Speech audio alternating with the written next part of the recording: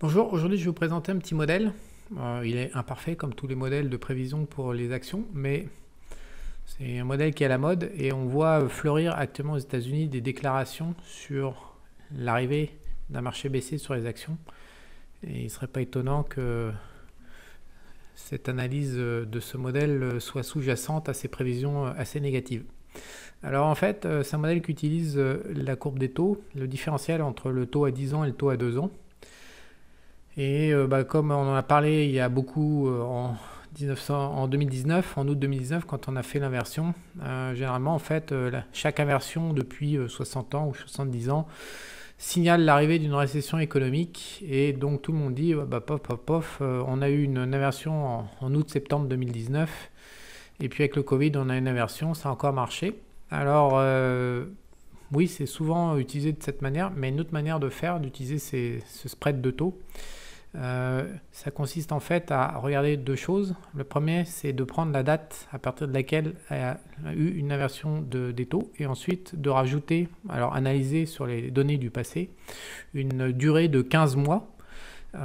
Et c'est seulement en moyenne au bout de 15 mois qu'on peut commencer à avoir des marchés baissiers et non pas immédiatement derrière, comme beaucoup ont pensé. Une récession économique et puis des marchés baissiers, ça va de pair, mais les cycles économiques et les cycles des marchés, surtout des marchés d'actions, ils ne sont pas toujours synchrones. Donc en l'occurrence, le lien entre le spread de 10 ans, ça serait 15 mois. Et l'autre critère, c'est en fait quand le spread repasse au-dessus des 1%. Donc là, la ligne noire ici au milieu, c'est le 0%. Donc quand on passe dessous, on appelle ça une inversion de la courbe des taux. Et la première ligne ici, là qu'on voit au-dessus, ici c'est le 1, c'est 1%. C'est-à-dire que l'écart entre le taux à 10 ans et le taux à 2 ans dépasse les 1%. J'ai fait une petite vidéo sur YouTube la dernière fois, en fait. C'était cette vidéo-là, comment se protéger sérieusement contre une hausse de l'inflation d'ici 2030. Dans laquelle en fait je disais que comme en fait on ne peut pas détenir du cash aujourd'hui, on ne peut pas le protéger avec les taux à zéro à court terme. Les taux à long terme en fait on ne peut pas détenir du cash parce que si les taux à long terme remontent, ils vont annuler les gains des taux d'intérêt et puis qui plus est une remontée des taux ça peut créer quand même un écart de 5 à 20% en moins sur la position de détention des taux. Donc en fait on ne peut pas protéger son argent aujourd'hui, son capital ailleurs que dans l'or, mais l'or est corrélé encore une fois au rendement négatif des taux, donc ça ne protège pas non plus s'il y a une remontée des taux et que le rendement repasse positif, et donc il ne reste plus que les actions. Et donc on est tous emmerdés, la terre entière est emmerdée, c'est pas que de repères ou vous, hein. La terre entière, professionnelle et particulier, tout le monde. Tout le monde a plein de cul les conneries des banques centrales, je pense qu'on est tous d'accord avec ça, non? Je pense que vous serez... On a tous plein de cul de leurs conneries. La spoliation des épargnants, c'est cool, mais enfin ça fait chier pour que tout ça, les États socialistes puissent continuer à s'endetter et à faire n'importe quoi avec l'argent des impôts. Évidemment, on a tous plein de cul. Mais malheureusement, on ne peut rien y faire. Donc l'une des seules possibilités d'intervenir contre cette situation était justement de monter un spread de taux où on se met long des taux longs et en fait on short en face les taux courts puisque les taux courts ils baissent plus et voilà. Bref, donc c'était l'objet de cette vidéo et je reviens à mon histoire d'aujourd'hui. Cette histoire est la suivante. On prend l'inversion de la courbe de taux, deux critères, 15 mois après la première inversion, non, 15 mois après l'inversion et un retour du spread au-dessus des 1%. Alors quand on a cette configuration et qu'on check le passé, il y a un seul cas de figure, au début des années 80 ça ne marche pas, mais la plupart du temps en fait les marchés d'actions piquent du nez. Ils ne piquent pas du nez tant qu'on reste en dessous de 1% de spread. Et puis généralement, ils ne piquent pas du nez tant qu'il n'y a pas au moins 15 mois depuis l'inversion. Ça veut dire quoi? Donc là, je vous remets la courbe. Ça veut dire que là, actuellement, on a fait le pic il y a 13 mois à peu près. Et ça veut dire que dans 2-3 mois, on est susceptible d'avoir un marché baissier, à la condition bien sûr que l'écart entre les taux longs et les taux courts continue à se creuser et à atteindre 1% sur des anticipations de retour d'inflation à horizon 10 ans. Donc. Alors je vous propose de regarder en détail maintenant quelques signaux ensemble.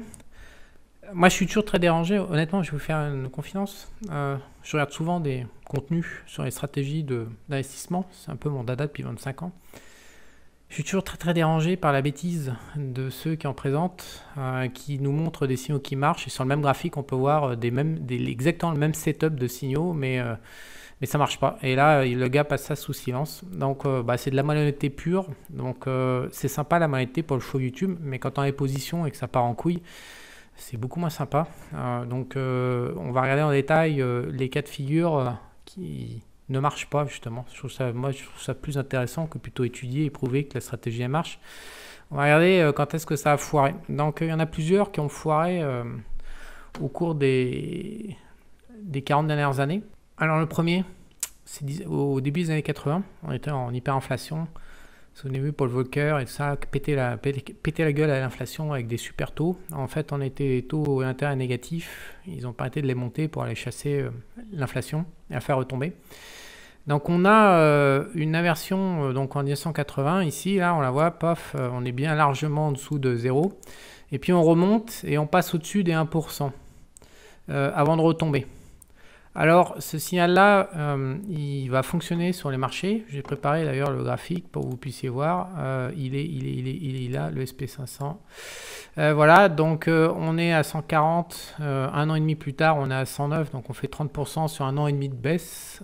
Donc, c'est clairement un succès. Néanmoins, dans l'histoire, en étudiant, c'est le seul signal qui va fonctionner en n'étant pas à 15 mois. Souvenez-vous du critère 15 mois minimum après l'inversion.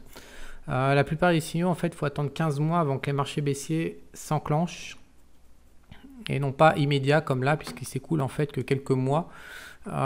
Excusez-moi, je ne suis pas au bon endroit. Il s'écoule que quelques mois en fait, voilà, entre le pic d'inversion et courbe des taux de 10 ans et puis le repassage au-dessus d'1%. Donc petit cas déjà un peu compliqué à gérer, mais en même temps en 1980 on n'a pas la règle des 15 mois, puis on ne sait pas non plus que quand ça repasse au-dessus d'1%, généralement on a un marché baissier, puisque ça on va le constater. C'est les ONL qui vont faire surface que dans beaucoup plus tard, à force d'observation. On a un deuxième cas de figure, moi qui m'a intéressé, et c'est celui-là. Et puis, alors juste un autre truc, donc après 1980 on continue à faire, donc on repart à la baisse, donc on refait les inversions de courbe de taux. Et puis finalement on repasse au-dessus de 0 et au bout de 15 mois, grosso modo, on déclenche un signal de vente au-dessus d'1%. Alors ce signal-là, il est là. Donc là, bon, c'est grossi et tout, mais grosso modo, on passe de 162 à 150. Alors ça fait un petit 20% de baisse, c'est pas énorme. Seulement en fait, c'est des graphiques long terme. Donc là, on est en juillet 84. Et le signal, il a lieu en juin 83. C'est-à-dire que quand même, c'est intéressant parce que pendant un an, et si on regarde bien, en fait, on ne fait pas de nouveau plus haut avant 85. Donc pendant un an et demi, les marchés actions vont stagner. Donc là, sur un petit graphique comme ça, le petit pâté comme ça de baisse, on se dit c'est de la merde, ça marche pas. Et puis en fait, quand on y réfléchit bien, pendant un an et demi, il n'y aura jamais aucune hausse sur l'SP500. Pendant cette période, suite au signal d'inversion de la courbe des taux, suivi par un retour sur plus 1% et un délai de 15 mois minimum. Donc finalement, on peut quand même considérer que 20% de baisse plus un an et demi sans nouveau plus haut, c'est quand même correctement, c'est quand même une information qui a de la valeur. Donc moi, maintenant, c'est pas ça qui m'intéresse. Ce qui m'intéresse en fait, c'est ça, c'est ces cas-là. C'est-à-dire celui-là. Là, c'est le genre de truc. On va le passer sous silence. Les mecs là qui parlent de ces trucs-là, ils vont le passer sous silence. Pourtant, c'est exactement le même qu'aujourd'hui en fait. C'est un petit passage de la courbe des taux et puis on remonte ici. Et puis en fait, on n'atteint jamais le 1% qui est là comme ça. On le franchit jamais. Et puis en fait, on retourne violemment à la baisse. Alors cette histoire, pourquoi m'intéresse? Tout simplement parce qu'à cette époque, c'est là où j'ai pris la plus grosse tôle de ma vie sur les marchés, justement sur cette période où on a fait cette inversion de la courbe de taux, c'était baissier, et puis en octobre 1999 de mémoire, avant de folie à lever, novembre-décembre ça a été n'importe quoi, les marchés sont partis violemment à la hausse. Et janvier et février, alors là c'est la fête du slip avec tous les mecs qui arrêtaient de faire taxi, qui devenaient traders sur le Nasdaq. Et puis mars on fait le plus haut et on se pète la gueule. Donc grosso modo on a eu un faux signal quelque part. Alors évidemment on n'est pas repassé au-dessus d'1%, donc la règle des 1% permet d'éviter ça. Mais on a quand même une inversion de la courbe des taux qui s'est suivie par une deuxième inversion de la courbe des taux avant d'enclencher donc moi ça s'appelle ça une espèce de coup d'accordéon. Et on n'est absolument pas à l'abri d'avoir un nouveau coup d'accordéon là maintenant en ce moment. Puisqu'on a fait une petite inversion de la courbe des taux, on est actuellement à 0,70 le spread de 10 ans.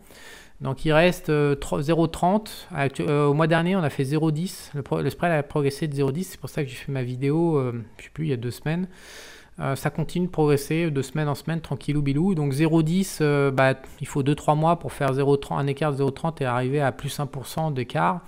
Ce qui nous amène au délai des 15 mois, et voilà, tout serait synchrone. Mais dans l'état actuel des choses, on ne peut absolument pas garantir qu'on va, c'est ce scénario-là qui va sortir du chapeau. On peut tout à fait faire un coup d'accordéon, et je vous montre un deuxième coup d'accordéon en 2006, qui s'est suivi en 2007. Donc on est remonté ici, et puis on est replongé avant d'enclencher le marché de l'explosion de la bulle immobilière aux US qui a bien fracassé le monde entier. Donc, d'une manière ou d'une autre, si on parle à moyen long terme, nous sommes, on va dire, dans le dernier étage de la fusée du Nasdaq ou des marchés haussiers. A priori, enfin, dans l'état actuel des connaissances, encore une fois, des datas que nous avons. Il y a encore de la hausse, il y a encore de la place pour de la hausse, 3 mois, 6 mois, on ne sait pas trop. On peut faire un coup d'accordéon encore une fois, peut-être qu'il y en a encore de la place pour 1 an, 2 ans. Mais de toute façon, voilà, il y a des signaux sur les marchés obligataires qui ne sont pas non plus super, donc on est super évalué. Donc actuellement, en fait, tout ça, ça repose sur le fait que la Fed est en train de contrôler les taux d'intérêt à 10 ans et les blocs en bas. Donc du coup, on est tous coincés, encore une fois, dans ce merdier. Donc les actions grimpent, donc on est vraiment dans une manipulation géante des marchés actions et il faut vraiment surveiller à mon avis les discours de la Fed pour savoir qui aura le dernier mot. Pour l'instant les marchés obligataires sont en train de dire que la situation n'est pas propre et qu'il y a un risque tout simplement de marché baissier ou de stagnation, marché baissier 20% ou stagnation pendant 1 an et demi, bref. Les ratios de hausse qu'on connaît sur les actions depuis quelques années pourraient toucher à leur fin, du moins à moyen terme. On va voir ce que ça va donner. En tout cas, c'est un signal que je surveille en termes de timing.